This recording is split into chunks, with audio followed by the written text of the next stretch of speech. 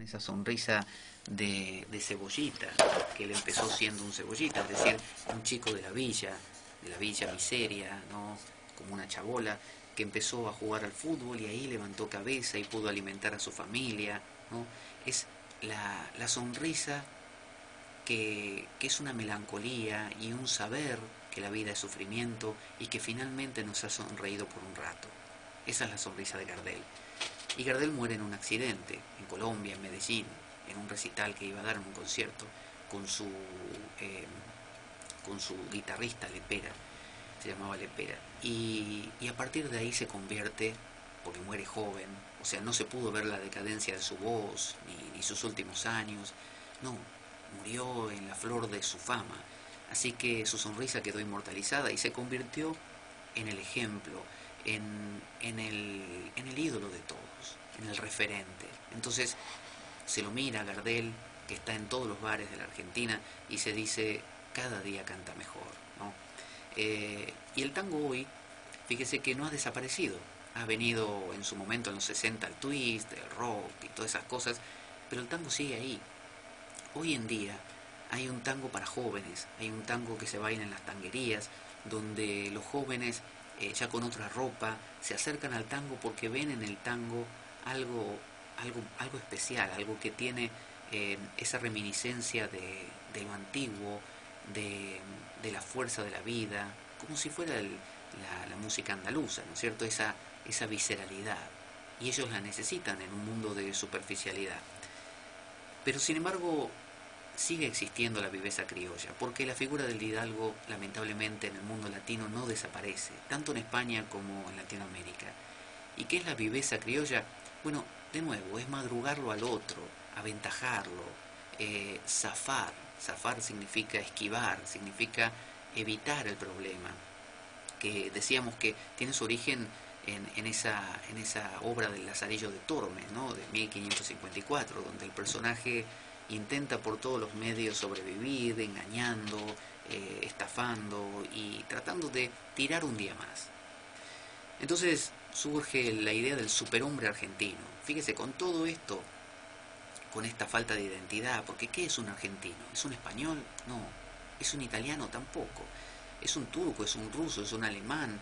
¿Es la base aborigen que había antes de la conquista? ¿Qué es? ¿Qué cosa es? ¿Qué cosa es? Bueno, es todo y es nada. Ventaja, bueno, la maravilla de ser argentino, bueno, quizás es eso justamente, que mientras que otras culturas tienen, o países, un solo marco de referencia, la Argentina los tiene todos. Pero cuando uno lo tiene todo, no lo tiene nada, no tiene nada. Entonces, si uno lo es todo a la vez, no es nada.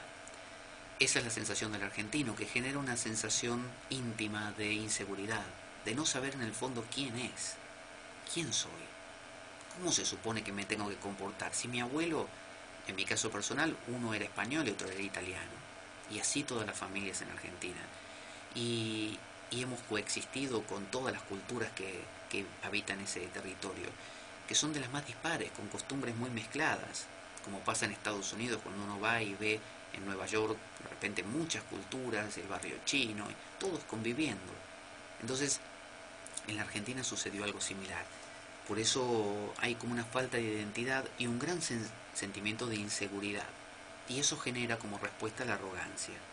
Porque si yo me siento nadie, tengo que mostrarme que soy alguien a través de madrugarlo al otro, a través de engañarlo al otro, a través de quedarme con lo del otro. Porque si yo lo hundo al otro, me siento más alto. Esa es la sensación que se genera en muchos argentinos, de querer ser por eso, ventajeros. Y surge la burla, el mofarse del otro y la barra. El mofarse solo a veces es aburrido, yo me mofo de uno, me río, me burlo. No es lo mismo que estar reunido con mis amigos y reírnos de un otro. Y siempre hay un otro del cual reírse. Entonces es muy común esa cosa de burlarse, no mofarse del contrario. Es una forma de sentirse importante y por eso surge el fraude también, como un deber, pero no el fraude como una oportunidad de enriquecerme, sino como un deber. Tengo que estafar, porque es mi manera de demostrar que soy más, de demostrar que valgo, que estoy acá. Entonces, colgarse de la luz, por ejemplo, para no pagar la cuenta de luz, colgarse del teléfono para no pagar el teléfono, colgarse de internet para no pagar internet, intentar, no sé, si voy a un curso, si asisto a algún lugar, intentar no pagar, o lo menos posible, o comprar algo e irme para no tener que pagarlo después, en cuotas, por ejemplo, y, no sé, gente que ha comprado cosas en un lugar y después se muda para no tener que pagarlo, o porque sabía que se iba a mudar, lo compró. Ese tipo de actitudes que de nuevo es un individualismo vertical, no un individualismo horizontal, es un individualismo destructivo, que cree, como el vendedor que se queda con el vuelto sin darle al comprador lo que le corresponde, o que le da un producto que no está del todo bien, creyendo que gana, pero en realidad pierde, porque pierde a ese comprador, ya no vuelve más ese comprador. ¿De qué sirve ganar hoy si pierdo mañana? Entonces, la idea de un individualismo horizontal es: quiero ganar, pero no voy a ganar 100, porque si gano 100 se lo estoy quitando al otro, y al otro le va a molestar. Entonces gano 20 nada más, porque así gana el otro también, y el otro, y al ganar todos estamos todos contentos, y esto sigue. Entonces esa necesidad de demostrar poder a través de hundir al otro es casi como un deporte nacional, como decíamos en esta cosa graciosa con el coche, de querer pasarlos a los demás, de querer aventajarlos, de querer picar todos los ascensores por picarlos nada más. Es esta cosa de que siento que tengo el poder cuando me estoy aprovechando de otros. Existen dos palabras en latín, no es que existan las únicas dos, quiero decir, existe exitus y stupere. Exitus viene de salida, exit en inglés, ¿no? Éxito. ¿Y qué significa salida? Bueno, la inteligencia. Una persona inteligente encuentra una salida a los problemas. Ve un problema y ante ese problema encuentra una solución. Eso es una salida, eso es un exitus. Ahora, stupere significa estar estupefacto. Es la misma raíz de la palabra estúpido. El que es un estúpido es el que se quedó paralizado. Ante un problema no lo resuelve. Se queda como tonto, paralizado, congelado. Stupere. En el medio está el vivo. El vivo es el que zafa. ¿Qué es zafar? Viene el toro y lo esquivo. ¿Qué hice al esquivarlo? El estúpido se queda adelante y el toro lo atropella, lo cornea. El inteligente busca la manera no solo de esquivar al toro, sino de que el toro no me cornee más, de que no quiera cornearme más. Por ejemplo, tira esta tela roja para que el toro no me persiga, supóngase. Pero el vivo solamente zafa hoy. Es decir, pone la tela a un lado y el toro pasa y dice olé. Y muy bien, pero ahora el toro da la vuelta y vuelve, y vuelve, y vuelve, y vuelve. Entonces, la mentalidad y la filosofía del vivo, del aprovechado, del ventajero, es querer, como decíamos eso de colarse en el metro, es querer ganar hoy, sabiendo que mañana voy a tener que volver a hacer lo mismo, y mañana lo mismo, y pasado lo mismo, y que no se va a solucionar. El inteligente soluciona las cosas. El inteligente busca un individualismo horizontal. El estúpido se deja avasallar simplemente, es el estafado, el aplastado por los problemas. Y el vivo, el aprovechado, el que zafa, es simplemente el que busca engañar al sistema, engañar al otro, creyendo que con eso gana, cuando en realidad hunde a todos. Por eso los personajes que reflejan ese engañarlos a todos, el epítome del vivo, suele ser el conductor, el rey, el caudillo. Fíjese que Perón ha sido un personaje que reflejó mucho el mismo patrón que Franco en España, Mussolini en Italia, de hecho lo copió a Mussolini, y Hitler en Alemania.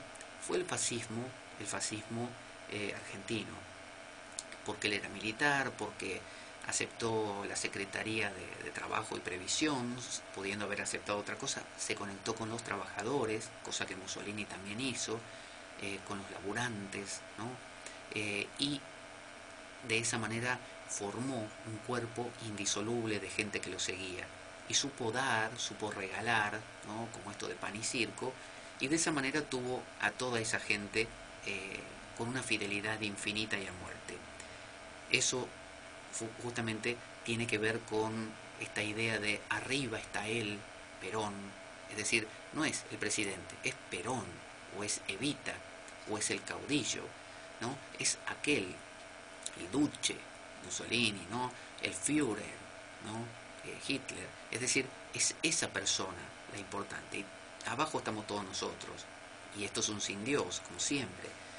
Entonces, el peronismo en los 70 se quiso revestir de una suerte de socialismo, se pregonaba como un socialismo argentino donde favorecía a las masas, pero no favorecía a las masas desde la igualdad, favorecía a las masas desde arriba, como quien desde arriba reparte.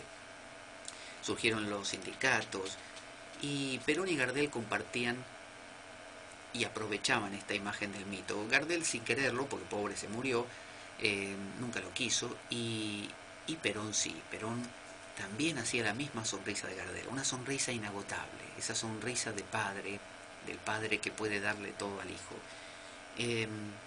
Perón de hecho era miembro del GOU, que era una logia militar germanófila, digamos, seguidora de las ideas germánicas, que inspiró el golpe del 43, justamente. Después Sarmiento, yo le contaba que había hecho esta revolución educativa, una revolución que después en 1900, no me acuerdo, 14, 12, se volvió a reafirmar y que después ya nunca más sucedió. O sea, sucedió de maneras equivocadas en los 90, copiando el modelo educativo español, que de hecho tampoco es muy bueno. Pero bueno, en esa época sí, se abrieron universidades públicas y se convirtió la Argentina en el país latinoamericano más culto, con menor índice de analfabetismo. Y eso le dio a la Argentina un empuje muy grande, muy grande. Teniendo tantas masas de inmigrantes, esos inmigrantes pudieron educarse y conformaron entonces un país. Las universidades eran públicas y también gratuitas. Lo que pasa que, bueno, con el tiempo eso no se renovó y hoy en día son universidades públicas, gratuitas y completamente sobresaturadas de estudiantes que van a calentar un asiento, a gastar dinero público y finalmente quizás hasta dejan la carrera y no la completan. En los 90 fue que se copió ese modelo español que no funcionó bien, que muchas veces está basado en esta idea de conservar al individuo, a que no se pierda y se lo hace aprobar indefinidamente cuando en realidad no está preparado para eso, está preparado para repetir el año. Y se centró la educación más en el niño que en el estudio. Es decir, como esta cosa humanitaria o humanista de dar importancia a que el niño se sienta bien, que el niño se sienta integrado, que el niño se sienta... Y a veces, como todo extremo, cuando se pasa de la rigurosidad de que aprueben exámenes a la permisividad absoluta en pos de un beneficio humano para el niño, para que se sienta a gusto, buscar mil formas de disfrazarle las cosas para que le gusten y las estudie, lo que se logra es una comodidad insana, un apoltronamiento, un apelmazamiento que hace que ese niño no tenga ese espíritu combativo de salir luego y relacionarse con un mundo que le exige y le plantea desafíos. Entonces Argentina en el siglo XIX y XX era políglota, era una Argentina que tenía varios idiomas, ¿no? Que dominaba varios idiomas, pero con muy poco inglés. Había mucho de la gente de categoría, muchas veces citaba frases en francés o en italiano, en latín sobre todo, pero no en inglés. El inglés no era un idioma muy aceptado, porque los Estados Unidos eran vistos como aquellos que en algún momento compraron con ese modelo agroexportador a la Argentina muchas vacas y también grano, pero que también se abusaron mucho. Y a su vez, con todo esto de la CIA y del poner y sacar gobiernos y los golpes militares en la Argentina, Estados Unidos no era bien visto. Pero todo eso se dio vuelta.